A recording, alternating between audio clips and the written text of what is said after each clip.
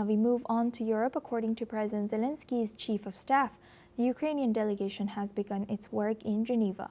Andriy Yermak, the head of the Ukrainian delegation, spoke ahead of the talks with the United States, emphasizing that Ukraine is approaching the discussions in a very constructive manner.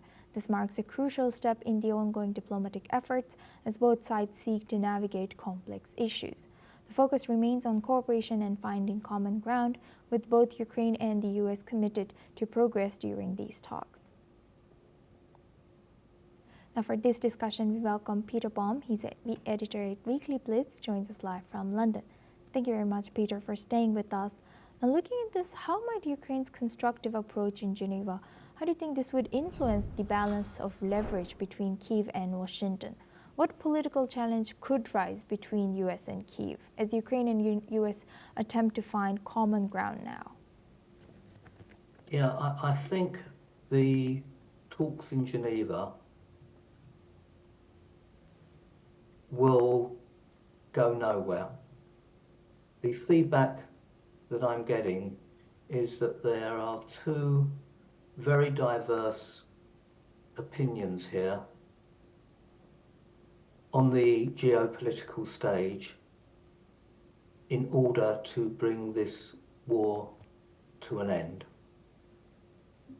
It's clear that the Trump position has gone from being pro-Putin to pro-Zelensky to a mid-course and now almost being anti-Ukrainian. There is no way, and I think your previous speaker mentioned this, that as it stands, there is very little common ground between the interested parties in this.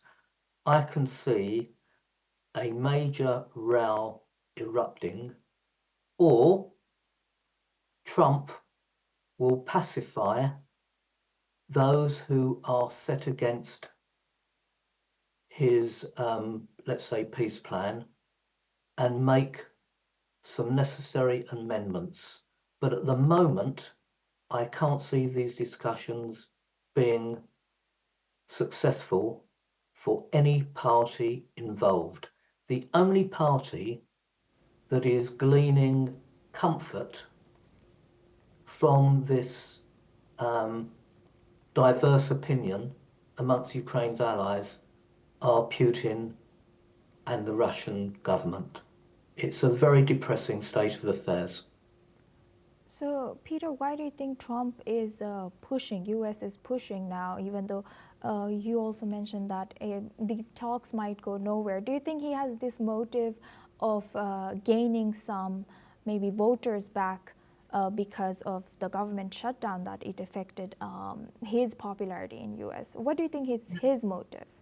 Now, that's a very good point, because it's apparent that the support that the US administrations, the previous Biden administration and now the Trump administration, have for Ukraine is very unpopular with the MAGA base domestically.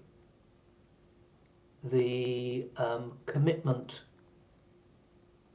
the financial commitment to Ukraine is very unpopular. However, I think Trump could override that because of the benefits economically that the United States would derive from the war ending and the, let's say, the rare mineral wealth that Ukraine has, which the USA would definitely be in prime position to economically take advantage of.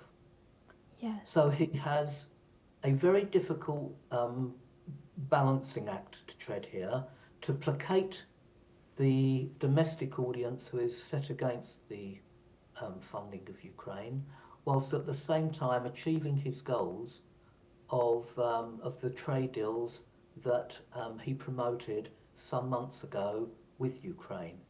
But incumbent on doing either is ending the war. And this is his difficulty, because his plan for ending the war is very unpalatable, not only to Ukraine, but to the European supporters of Ukraine as well, and which include obviously some NATO countries. Yes, indeed.